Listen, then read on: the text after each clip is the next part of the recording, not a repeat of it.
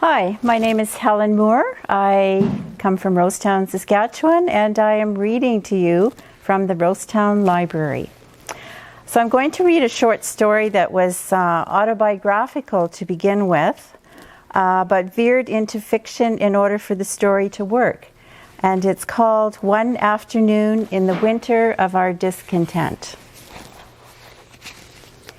Annabelle looked out her kitchen window at the snow-blasted houses on George Street, the result of a ferocious wind 2 days ago, which rampaged throughout the late afternoon, evening, and into the night, leaving little spikes of pain pulsing in her forehead and eyes. No, she reasoned, it's not COVID. The far more likely diagnosis, anxiety. The power had been off all night, and the house was just now beginning to warm.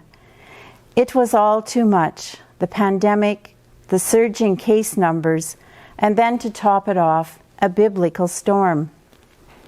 She'd found the only cure, walking several kilometers a day, no matter the weather. Now her body and her brain and her psyche craved the ritual like an addict. It was a harmless addiction, low cost, no nasty side effects, respectable. "I'm going walking, hun," she yelled down to David in the rec room, where he was poring over another jigsaw puzzle, his addiction of choice. Annabelle thought perhaps he needed therapy. He'd been stuck on this puzzle for weeks now, with a couple of dozen pieces left orphaned. It seemed to him that the pieces were all the same, and they would kind of fit, but not really, and then he was off on another hunting expedition. Annabelle was no help, as she disliked making puzzles and had no talent for it whatsoever.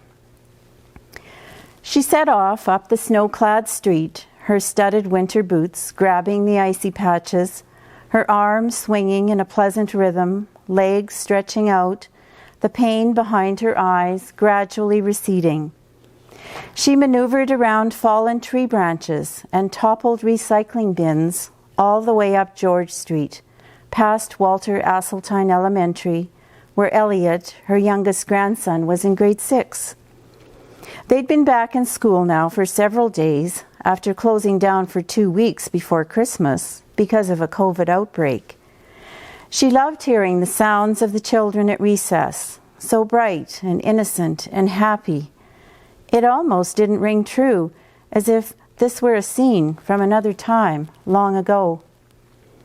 At the end of the alley, she cut across Jubilee Crescent and turned onto the Rose Trail, a walking path on the north edge of town, with a double row of ash and elm, bordered by a ubiquitous caragana hedge, and punctuated with red metal benches. She'd never seen anyone sitting on the benches, but the sight of them made her think that someone might.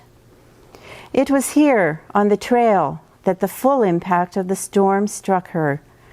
The snow had been blown into magnificent dunes, the swooping lines of a master sculptor, while the west side of the trees were covered in long white columns, which seemed to be cut with a knife at even intervals. "Maybe I'm crazy, but I think this is beautiful," thought Annabelle. She wished she had brought her camera, but then reminded herself to just enjoy the moment for what it was.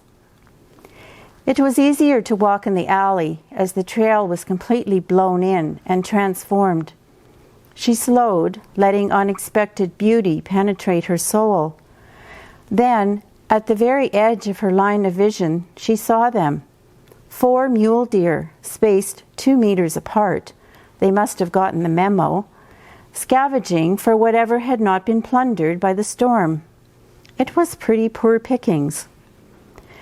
As she drew closer, the 2 smaller deer, they could have been twins, as well as the buck and the doe, stopped and stared at her as if she was the intruder.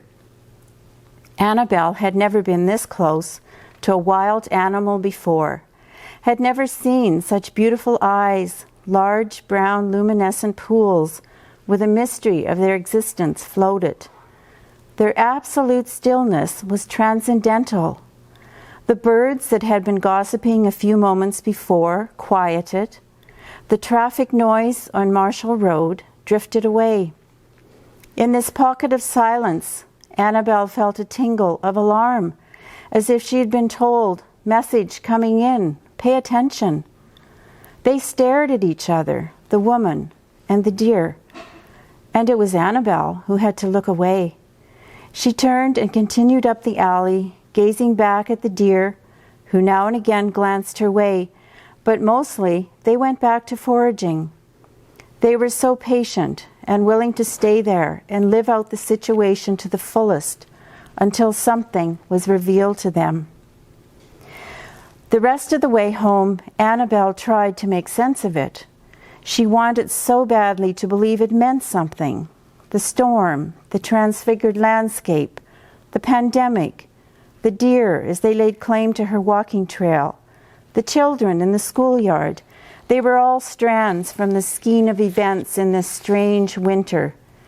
Maybe she would never untangle it, but if she did, it might transform itself into something new and beautiful. Already at 4:30 in the afternoon, the sun had lost its power and was dropping to the horizon. She could barely see it now, hidden behind the towering new house on the corner of her block. Her headache gone, anxiety suppressed, the ache in her soul still there, but lightened somehow. She'd go back home and make a cup of tea for her and David, perhaps help him find another piece to the puzzle. Thank you.